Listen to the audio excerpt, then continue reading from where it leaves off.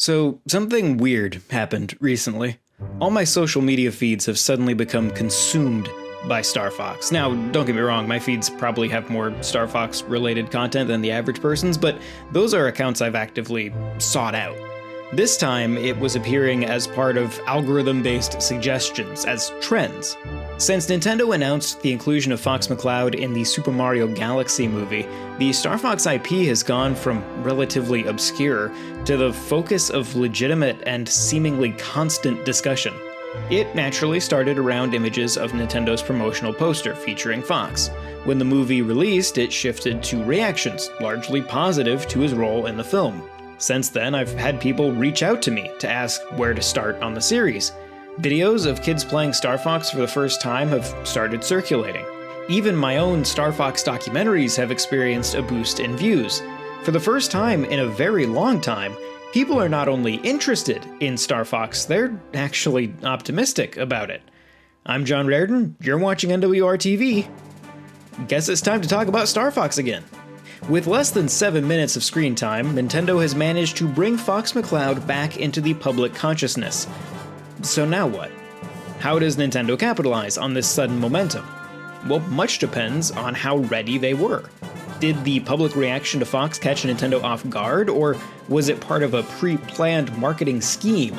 Rumors are flying about a potential new game announcement, so with that in mind, let's get in some hopefully last-minute analysis. To start, let's talk about Fox's actual role in the Super Mario Galaxy movie. Now, because there is no legal way to show any of Fox's scenes, and I'd like to keep my YouTube channel, I'll be using some very high-quality recreations. While I won't directly show the movie, this discussion will still qualify as spoilers, so be warned. When we first meet Fox in the Gateway Galaxy Starport, he gives us a quick rundown of how he wound up in Mario's universe. We see the rest of the Star Fox team, the Great Fox, and a selection of Androsian ships. Specifically, the Attack Carrier and the Venomian Deep Space Fighter, otherwise known as Attacker Model 1. Yes, those ships do all have individual names. The designs here are very closely in line with the designs in Star Fox Zero, but the difference in art style makes it difficult to tell if these are legitimately the same assets or not. Similarly, the Great Fox model shown in this sequence is also very close to, if not the same model as Star Fox Zero. Now, does any of that matter? Not necessarily, but the possibility that these are literally assets from Star Fox Zero could imply that Nintendo wasn't providing Illumination with updated assets to line up with a new game. Still, it's also worth mentioning that Star Fox Zero's assets are very closely aligned with those seen in Star Fox 64 3D in terms of art design. But if we give them the benefit of the doubt, if we assume that this is indeed part of a marketing move, much like the announcement of Donkey Kong Bonanza following the release of the prior movie, then I see 3 possible courses Nintendo could take. Option 1, a remake.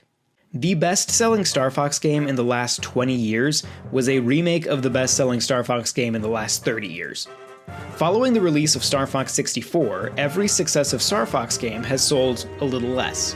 Star Fox 64 3D was the one exception to this rule before the trend was reinstated by Star Fox Zero and Star Fox Guard. Given the success of Star Fox 64 3D, I could see Nintendo attempting that same strategy again. A remake or remaster may also be the simplest way to get a Star Fox game out the door. If Nintendo's next Star Fox game is a reaction to Illumination's work during the development of the film rather than a pre-planned strategic move, revisiting an existing title may be a faster, lower-risk development process than creating an entirely new game. Prior to the release of Star Fox 64 3D, developer Q Games actually had a version of the original 1993 Star Fox running on the 3DS at 60 FPS in 3D. While they wound up pivoting to 64 instead, it would make sense for Nintendo to revisit this project with Q Games for their next title. In fact, in an interview I conducted with Dylan Cuthbert, he directly referenced a desire to remake the original game with modern rendering techniques. I would try and keep the sort of retro style, maybe not the low polygons as such, but at least that kind of style. But I'd also throw in a lot of modern tech, like ray tracing, obviously up the frame rates to as high as it can go, resolution as well. Just get everything as high as it can go. The other option that I personally see as less likely, but have heard suggested quite often, is a reworking of Star Fox Zero with altered controls to minimize the need for motion aiming.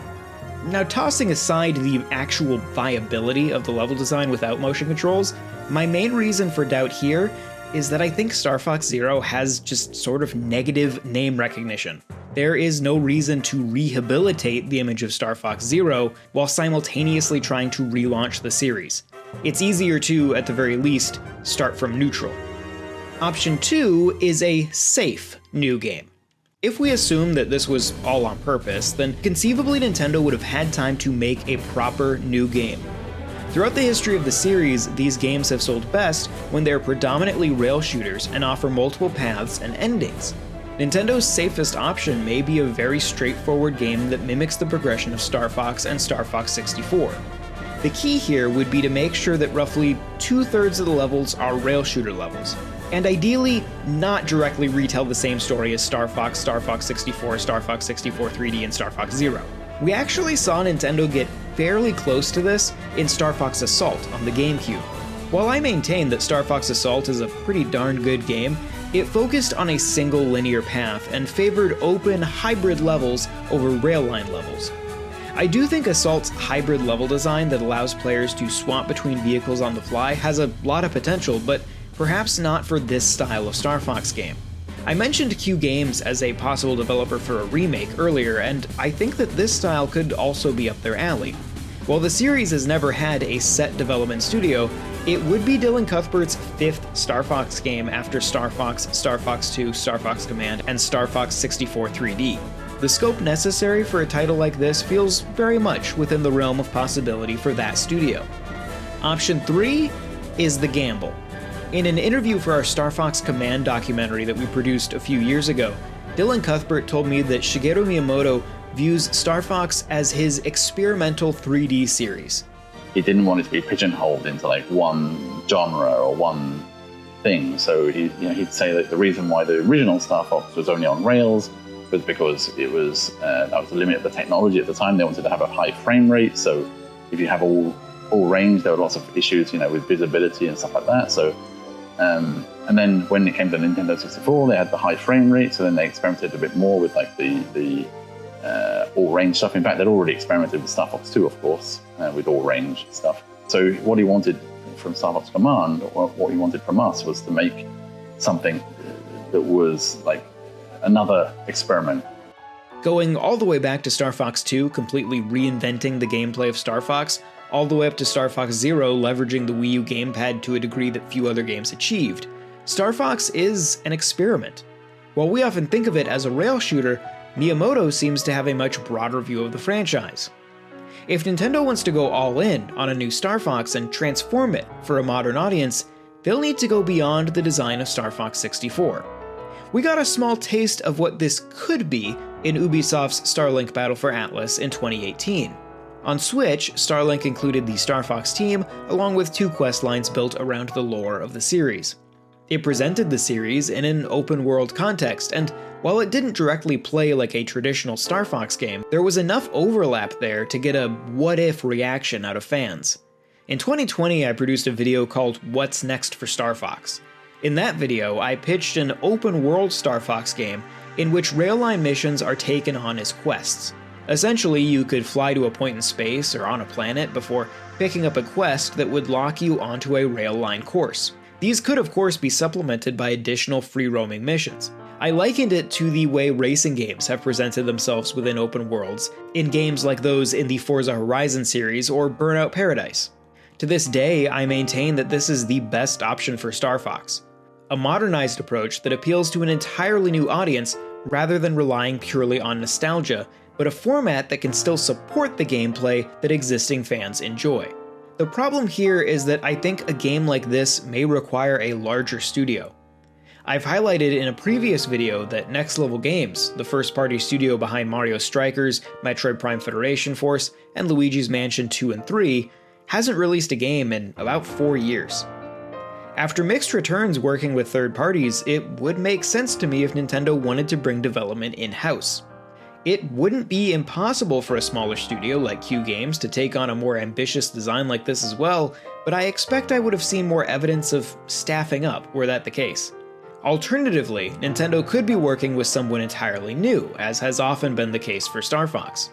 While I think my personal preference is this third option, it isn't an easy choice for Nintendo from a business perspective.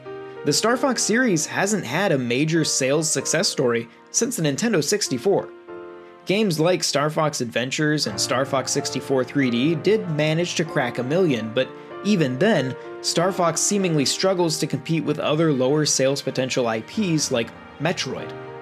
For a big fortune-shifting success, Nintendo will need to go big, but that also means a lot of risk. Reinventing Star Fox is a problem they've struggled with for generations. On the other hand, a more straightforward entry or a remake is likely a safer bet, but has a lower success ceiling. Hopefully, we won't have to wait too long to find out what decision Nintendo is making, and of course, who is actually making the game. In the meantime, I'm curious what you want out of a new Star Fox. If you're in a Star Fox mood and are eager for more Star Fox content, as I've referenced several times in this video, we've produced hours of documentaries on Star Fox Command, and even the Game Boy demo Eclipse that served as the progenitor of the Star Fox series.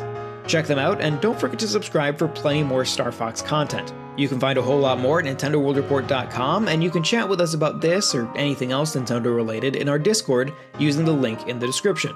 And if you want to get a hold of me specifically, feel free to reach out via your social media platform of choice using the handle on screen. Once again, my name's John Reardon. Thank you very much for watching, and I will see you next time. This video was made possible by our generous supporters on Patreon. Check out patreon.com/NWR for all the details.